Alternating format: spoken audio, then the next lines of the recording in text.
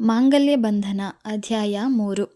ಇದನ್ನೆಲ್ಲ ಕೇಳಿಸಿಕೊಳ್ತಿದ್ದ ಸಂಗೀತಾಳ ತಾಯಿ ಮತ್ತೆ ಅಣ್ಣ, ಇದೆಲ್ಲ ಏನು? ನನ್ನ ಮಗಳು ಪ್ರೀತಿ ಮಾಡ್ತಿದ್ಲಾ ಅಂತ ಒಬ್ಬರ ಮುಖನ ಒಬ್ಬರು ಆಶ್ಚರ್ಯದಿಂದ ನೋಡ್ತಾ ಮೂಕ ವಿಸ್ಮಿತರಾಗಿ ನೋಡ್ತಾ ಇರ್ತಾರೆ. ಆಗ ಅರ್ಚಕರು ಮಾತಾಡಿ, ನೀವೆಲ್ಲ ಖುಷಿ ಪಡೋದು ಆಮೇಲಿದ್ದಿದ್ದೆ, ಮೊದಲು ಹುಡ್ಗ ಹುಡ್ಗಿ ಮಾತಾಡಲಿ ಅಂದಾಗ ಎಲ್ಲರೂ ಸಮ್ಮತಿ ಸೂಚಿಸ್ತಾರೆ. ಆ ಕಾಳಿದಾಸ ಮತ್ತು ಸಂಗೀತ ಇಬ್ಬರು ಹೊರಾಂಗಣದಲ್ಲಿ ಬಂದು ಮಾತೇ ಬಾರದ ಮೂಕರಾಗಿರ್ತಾರೆ. ಆಗ ಸಂಗೀತನೇ ಮಾತಾಡಿ, ನಿಮ್ಮನ್ನು ನೋಡಿ ತುಂಬ ಖುಷಿ ಆಯಿತು ಅಂತಾಳೆ. ನನಗೇನು ಹಂಗೆ ಅನ್ನಿಸ್ಲಿಲ್ಲ ಅಂತಾನೆ. ಯಾಕೆ ಅಂತ ಪ್ರಶ್ನಾರ್ಥಕವಾಗಿ ಸಂಗೀತ ನೋಡಿದಾಗ ಆ ಕಾಳಿದಾಸ ಮುಗುಳ್ನಗ್ತಾ, ದಿನ ನಿಮ್ಮನ್ನು ದೇವಸ್ಥಾನದಲ್ಲಿ ನೋಡ್ತಿದ್ದೆ, ಇವತ್ತು ಸ್ವಲ್ಪ ತಡವಾಗಿ ನಿಮ್ಮ ಮನೇಲೇ ನೋಡ್ತಾ ಇದ್ದೀನಿ, ಹಾಗಾಗಿ ಯಾವಾಗಲೂ ಇದ್ದ ಸಂತೋಷನೇ ಈಗಲೂ ಇದೆ ಅಂತಾನೆ. ಆಗ ಸಂಗೀತ, ದಿನಾನ ಅಂದರೆ ನನ್ನ ನೋಡೋಕೆ ಇವರು ದಿನ ದೇವಸ್ಥಾನಕ್ಕೆ ಬರ್ತಿದ್ರಾ? ಮತ್ತೆ ನಂಗೆ ಕಂಡೇ ಇಲ್ಲ ಅಂತ ನೆನಪು ಮಾಡ್ಕೊತಾ ಇರುವಾಗ, ನಿಮ್ಮನ್ನ ಮೊದಲನೇ ಸಲ ಆ ದೇವಿ ಸನ್ನಿಧಿಲಿ ನೋಡಿದ್ದು, ಅವತ್ತು ಅಮ್ಮ ಬಾ ಆ ದೇವಸ್ಥಾನಕ್ಕೆ ಅಂತ ತುಂಬ ಬಲವಂತ ಮಾಡಿದ್ದಕ್ಕೆ ಬಂದಿದ್ದೆ. ಆದರೆ ನಿಜವಾಗಲೂ ಆಗ ಗೊತ್ತಿದ್ದಿಲ್ಲ ನನ್ನ ಜೀವನದ ಅಮೂಲ್ಯವಾದ ರತ್ನವೊಂದು ಅವತ್ತು ನನಗೆ ಸಿಗುತ್ತೆ ಅಂತ. ಆವತ್ತಿಂದ ಒಂದು ದಿನಾನೂ ಬಿಟ್ಟಿಲ್ಲ ಆ ದೇವಸ್ಥಾನಕ್ಕೆ ಬರೋದು, ಆ ದೇವಿ ದರ್ಶನಕ್ಕೆ, ಜೊತೆಗೆ ನನ್ನ ಈ ದೇವಿ ದರ್ಶನಕ್ಕೂ ಅಂತ ನಕ್ಕು ಹೇಳಿದಾಗ ಸಂಗೀತ ಸ್ವಲ್ಪ ನಾಚಿಕೆಯಿಂದ, ಮತ್ತೆ ನನ್ನ ಆವಾಗಲೇ ಮಾತಾಡಿಸ್ಬೋದಿತ್ತಲ್ಲ ಅಂತ ಕೇಳ್ತಾಳೆ. ಒಂದೊಳ್ಳೆ ದಿನ ನನ್ನ ಮನದರಸಿಯನ್ನು ಭೇಟಿ ಮಾಡೋ ಆಸೆ ಇತ್ತು, ಆದರೆ ನೀವೇ ಅವತ್ತು ಬಂದು ಪುಳಿಯೋಗರೆ ಪ್ರಸಾದ ಕೊಟ್ಟಾಗ ಮಾತಾಡಿದ್ದು. ಆವತ್ತಿನ ನನ್ನ ಖುಷಿನ ಹೇಳೋಕೆ ಅಸಾಧ್ಯ ಅಂತೇಳಿ ಒಂದು ಚಿಕ್ಕ ಹೃದಯಾಕಾರದ ದೀಪ ಕೊಟ್ಟು ಹೇಳ್ತಾನೆ. ಬತ್ತಿಯಾಗಿ ನಾನು, ಎಣ್ಣೆ ಹಾಕಿ ನೀನು, ಪ್ರೀತಿ ಎಂಬ ದೀಪನ ಬೆಳಗಿಸೋಣ.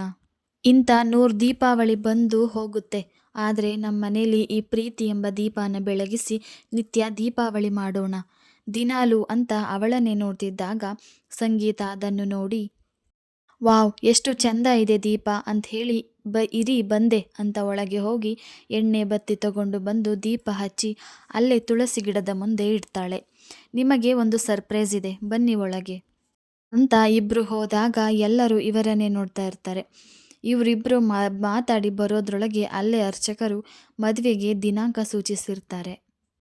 ಕಾಳಿದಾಸ ಬಂದು ಕೂತ್ಕೊಂಡಾಗ, ಏನು ಫುಲ್ ಖುಷಾ ಅಂತ ತಂಗಿ ಹರಿಣಿ ಕೇಳಿದಾಗ ಅವನ ನಗುನೇ ಅಲ್ಲಿ ಎಲ್ಲರಿಗೂ ಉತ್ತರ ಕೊಟ್ಟಿರುತ್ತೆ. ಇತ್ತ ಸಂಗೀತ ಅಡುಗೆ ಮನೆ ಸೇರ್ಕೊಂಡಾಗ ಮಗಳು ಏನೋ ಮಾಡ್ತಿದ್ದಾಳೆ ಅಂತ ಶಾರದಾ ಅವರು ಬಂದು ಅವಳಿಗೆ ಅಡುಗೆ ಮಾಡೋಕೆ ಸಹಾಯ ಮಾಡ್ತಾರೆ. ಮಹಾಶಯ ಎಲ್ಲರನ್ನೂ ಊಟಕ್ಕೆ ಕರೆದು ಬಾಳೆ ಎಲೆ ಹಾಕ್ತಾನೆ.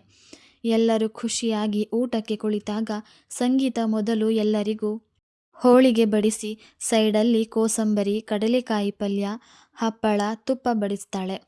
ಎಲ್ಲರೂ ಖುಷಿಯಾಗಿ ಊಟ ಮಾಡುವಾಗ ಕಾಳಿದಾಸನ ಮೂಗಿಗೆ ಯಾವುದೋ ಪರಿಮಳದ ಸೂಚನೆ ಸಿಗುತ್ತೆ. ಅವನು, ಏನಿರಬಹುದು, ನಾನು ಅನ್ಕೊಂಡಿದ್ದೇ ಇರ್ಬೋದಾ ಅಂತ ಪದೇ ಪದೇ ಅಡುಗೆ ಕೋಣೆ ಕಡೆನೇ ನೋಡುವಾಗ ಅವನನ್ನೇ ನೋಡ್ತಿದ್ದ ಹರಿಣಿ, ಅಣ್ಣ ಇನ್ನೂ ಸ್ವಲ್ಪ ದಿನ ತಾಳ್ಮೆ ಇಟ್ಕೊಳ್ಳೋ, ಆಮೇಲೆ ಅತ್ತಿಗೆ ಮುಖನೇ ನೋಡ್ಕೊತಾ ಇರುವಂತೆ ಅಂತಾಳೆ. ಅಲ್ಲಿ ಎಲ್ಲರೂ ಅದೇ ನಿಜ ಅಂದ್ಕೊಂಡು ನಗ್ತಾ ಇರ್ತಾರೆ.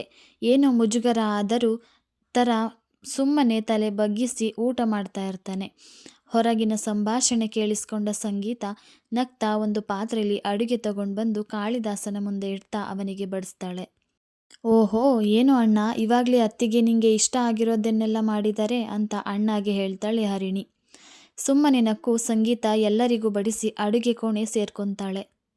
ಇತ್ತ ಊಟ ಮುಗಿಸಿ ಎಲ್ಲ ಕೈ ತೊಳೆಯೋಕೆ ಬಂದ ಕಾಳಿದಾಸ ಹಿಂದಿಂದ ಸಂಗೀತನ ತಬ್ಬಿ ಕೈಗೊಂದು ಮುತ್ತಿಕ್ಕಿ ಹೊರಗೆ ಹೋಗ್ತಾನೆ.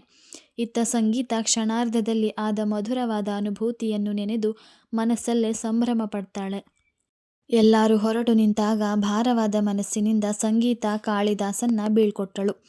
ಇತ್ತ ಮನೆಗೆ ಬಂದ ಕಾಳಿದಾಸ, ಅರಿಣಿ, ಉಮಾ ಅವರು ಮದ್ವೆಗೆ 1 ತಿಂಗಳು ಇರೋದು ಅಂತ ಏನೇನೋ ತರಬೇಕು ಅದು ಇದು ಅಂತ ಎಲ್ಲ ಶುರು ಮಾಡ್ತಾರೆ. ಇತ್ತ ಸಂಗೀತ ಮನೇಲೂ ಸಂಭ್ರಮ ಮನೆ ಮಾಡಿರುತ್ತೆ.